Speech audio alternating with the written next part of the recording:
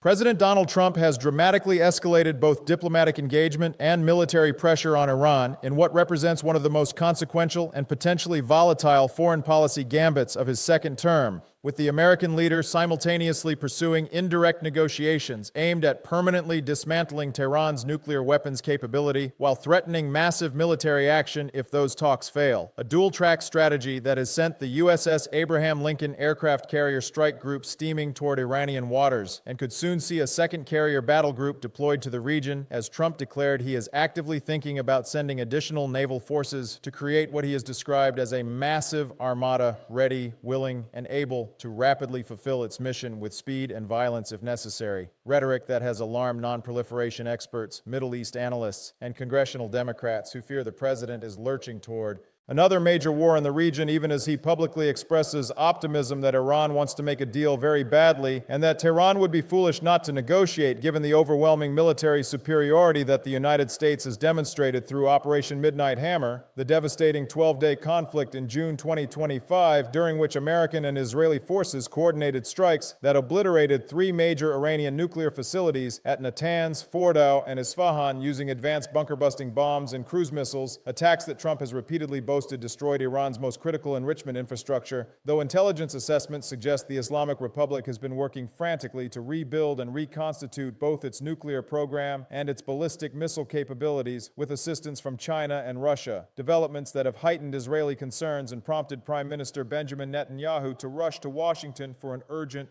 White House meeting scheduled for Wednesday morning at 11 a.m. Eastern Time. A hastily arranged visit that Netanyahu himself requested be moved up by a week from its original February 18th date, as the Israeli leader grows increasingly anxious that Trump may be preparing to accept a narrow, nuclear-focused agreement with Iran that fails to address what Jerusalem views as equally pressing threats, including Tehran's arsenal of thousands of ballistic missiles capable of striking Israeli territory and Iran's extensive support network for terrorist proxy forces including Hamas, Hezbollah, the Houthis in Yemen, and numerous militias across Iraq and Syria, concerns that Netanyahu's office made explicit in a statement declaring that the Prime Minister believes any negotiations must include limitations on ballistic missiles and a halting of the support for the Iranian Axis, language that reflects deep Israeli skepticism about whether Trump will maintain the tough maximalist stance that characterized his approach during the June war, or whether the president's well-documented desire for diplomatic achievements and his aversion to prolonged military commitments might lead him to accept a deal that Israeli security officials consider inadequate and potentially catastrophic for their nation's security. The dynamics surrounding the Trump-Iran negotiations are extraordinarily complex and fraught with competing pressures, domestic political calculations, regional power struggles, and the legacy of decades of mutual hostility between Washington and Tehran that dates back to the 1979 Islamic Revolution and the subsequent hostage crisis at the American embassy, a traumatic episode that has shaped American attitudes toward Iran for generations and that continues to influence policy debates today, even as younger Iranians who have no memory of that revolutionary period chafe under the restrictions and economic hardships imposed by the theocratic regime and its hardline clerical leadership, frustrations that erupted in massive nationwide protests beginning in late December 2025 following a severe currency devaluation that sparked an economic crisis, demonstrations that quickly evolved from demands for economic relief into broader calls for regime change and an end to the Islamic Republic itself, a popular uprising that Iranian security forces brutally suppressed through mass arrests, internet blackouts, and what human rights organizations report was the use of lethal force against crowds of unarmed protesters, resulting in death tolls that various sources estimate between 6,021 confirmed fatalities, according to Iranian human rights group Harana, with over 17,000 additional deaths still under investigation, though some reports suggest the actual toll could exceed 30,000 people, a staggering casualty count that prompted Trump to threaten military intervention against Iran if it violently kills protesters, warnings that appeared to temporarily reduce the level of violence before the crackdown resumed with full ferocity once Trump backed away from immediate military action, though he maintained his rhetorical pressure and economic sanctions while simultaneously authorizing the deployment of the Abraham Lincoln Carrier Strike Group to the Arabian Sea within striking distance of Iranian territory. The carrier deployment itself represents a significant escalation of American military presence in a region where tensions were already running high following the June War and the ongoing Israeli operations against Hamas in Gaza and Hezbollah in Lebanon, with the Lincoln and its escort of 3 destroyers bringing approximately 5,000 additional American troops to join more than 30,000 U.S. military personnel already stationed across 8 or 9 facilities in the Middle East, including the massive Al Udeid Air Base in Qatar, a concentration of forces that Secretary of State Marco Rubio characterized as a baseline necessary to protect American troops in Israel from the threat posed by thousands of Iranian one-way unmanned aerial vehicles and short-range ballistic missiles that could strike without warning. Though critics argue this military buildup creates its own dangerous dynamic, where any incident or miscalculation could spiral into a broader conflict neither side truly wants. But both may feel compelled to pursue once military assets are deployed, and political positions have hardened to the point where compromise appears to domestic audiences as weakness or capitulation. Trump's personal involvement in the Iran policy has been characteristically intense and unpredictable, with the president oscillating between bellicose threats delivered through social media posts written in his distinctive hyperbolic style, warning that a massive armada is heading to Iran and that time is running out, and it is truly of the essence for Tehran to make a deal before facing attacks that would be far worse than Operation Midnight Hammer, and more measured diplomatic overtures channeled through his special envoy Steve Witkoff, a longtime friend and fellow real estate developer who has been conducting indirect negotiations with Iranian officials in Muscat, Oman, a neutral venue that has historically served as a backchannel for U.S.-Iran communications, talks that resumed on Friday, February 6th after a months-long pause, and that Trump described as very good while expressing confidence that another round of negotiations would follow early this week, though Iranian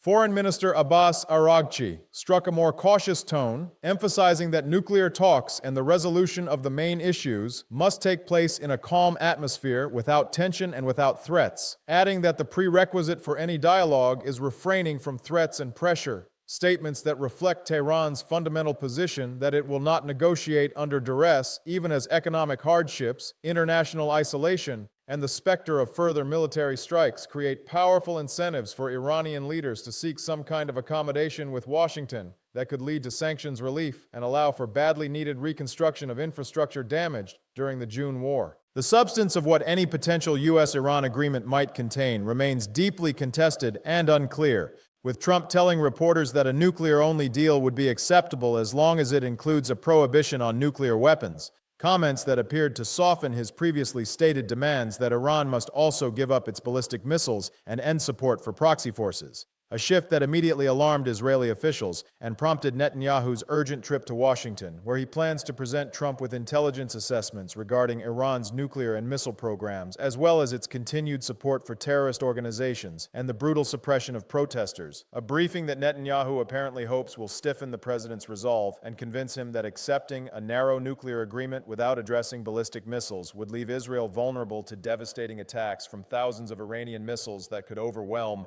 Israeli air defense systems in any sustained conflict. The ballistic missile issue has emerged as perhaps the single most contentious aspect of the negotiations from an Israeli perspective, with senior officials in Jerusalem arguing that while Iran's nuclear program represents an existential long-term threat, the more immediate and pressing danger comes from Tehran's vast arsenal of precision-guided missiles that were demonstrated during the June war when Iran launched wave after wave of ballistic missiles and other projectiles at Israeli territory, striking both military installations and civilian areas, attacks that the Israeli air defense systems managed to intercept at high rates, but that nonetheless highlighted Israel's vulnerability to sustained barrages that could deplete defensive ammunition and allow missiles to break through, concerns that have been heightened by intelligence assessments presented by Netanyahu to Trump, indicating that Iran has been working with Chinese and Russian assistance to rebuild its ballistic missile production capabilities and air defense systems that were damaged during the June conflict. Reconstruction efforts that Israeli officials view as intolerable and that they believe must be addressed in any agreement with Tehran, or alternatively be targeted in another round of military strikes that would aim to permanently eliminate Iran's ability to threaten Israel and other regional American allies, including Saudi Arabia and the United Arab Emirates.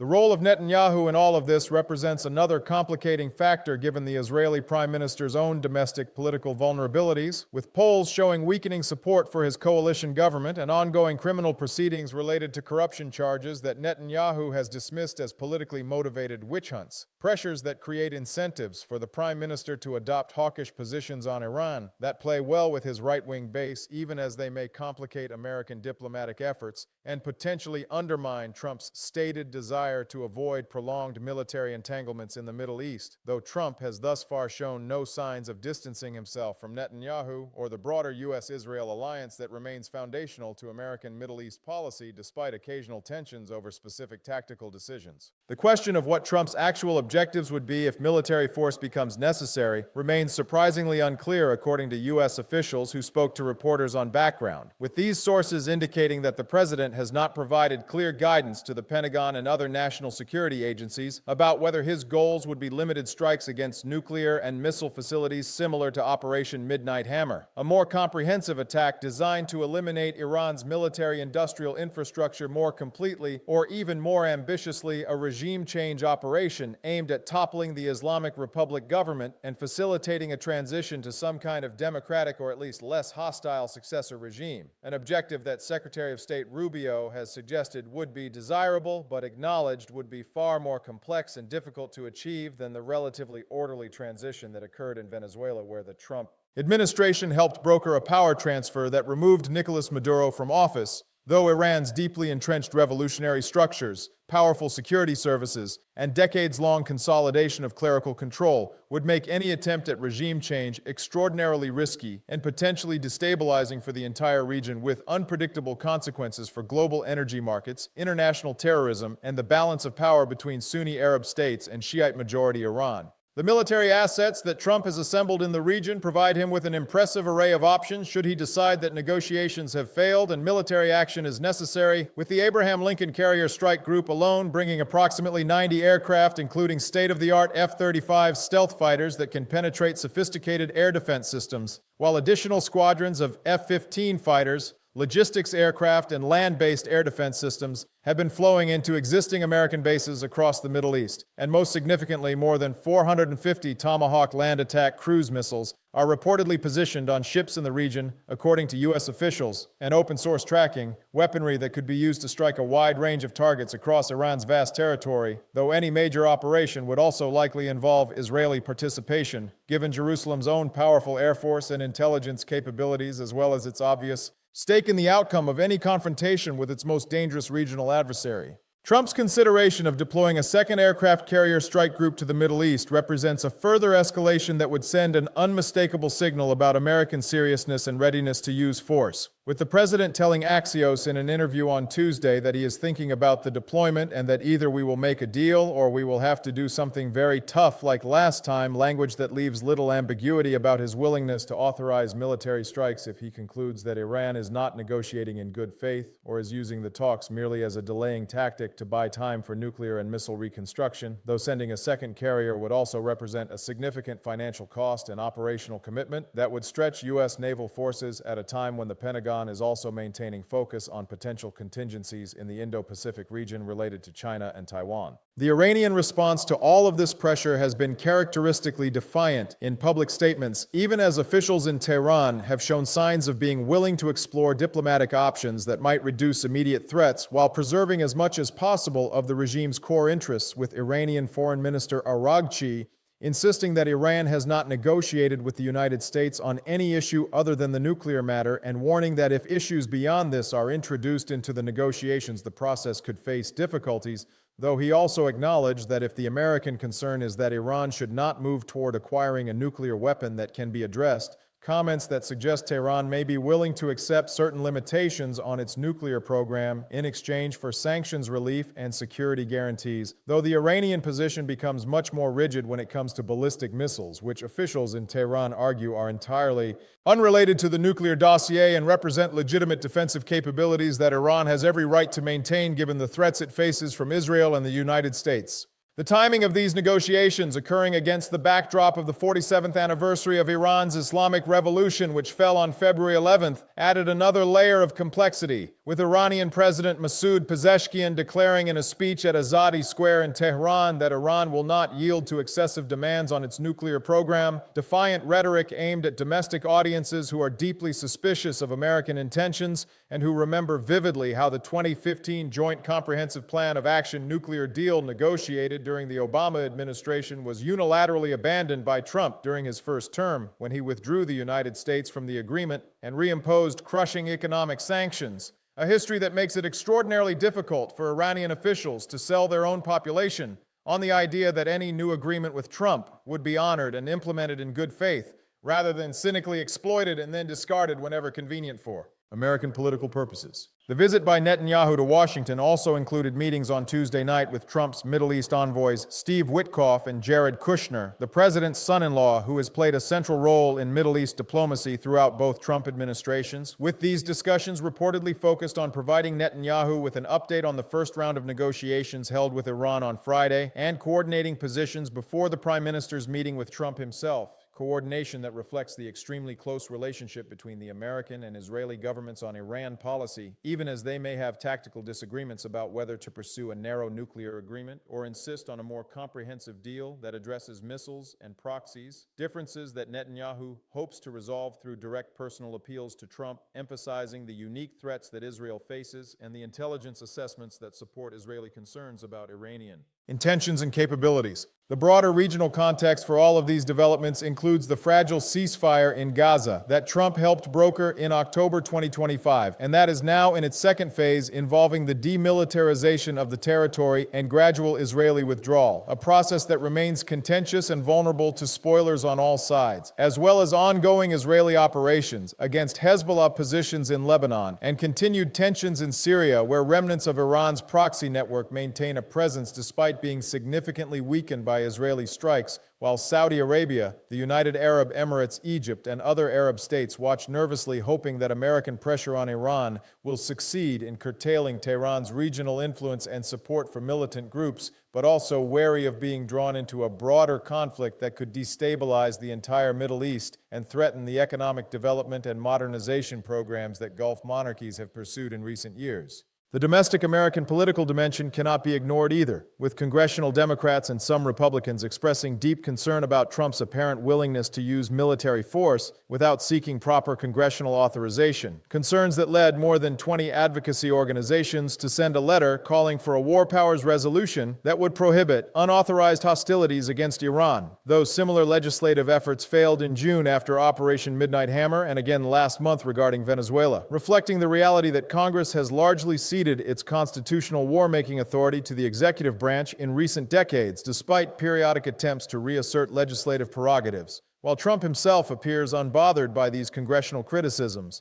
and confident that his approach of maximum pressure combined with conditional diplomatic engagement represents the optimal strategy for dealing with Iran, even if it carries significant risks of miscalculation or escalation into a conflict that neither side truly wants, but that both may feel compelled to pursue once events develop their own momentum. As Netanyahu prepares for his Wednesday morning meeting with Trump at the White House, the fundamental questions remain unresolved. Will Trump accept a narrow nuclear agreement that leaves Iran's ballistic missile program intact, or will he heed Netanyahu's urgent warnings and insist on a comprehensive deal that addresses all aspects of Iranian military capabilities and regional activities? Will Iran prove willing to make the kinds of concessions that Trump is demanding, or will Tehran's revolutionary ideology and domestic political constraints prevent the regime from agreeing to terms that its hardliners would view as unacceptable capitulation to American and Israeli pressure? Will the massive military buildup in the Gulf serve its intended purpose of coercing Iranian concessions through credible threats, or will it instead create a hair-trigger situation where any incident or miscommunication could spark a devastating conflict that neither Washington nor Tehran actually wants, but that both may stumble into through miscalculation, misunderstanding, or the simple momentum of events once military forces are deployed and political leaders have staked their credibility on achieving objectives that may prove incompatible?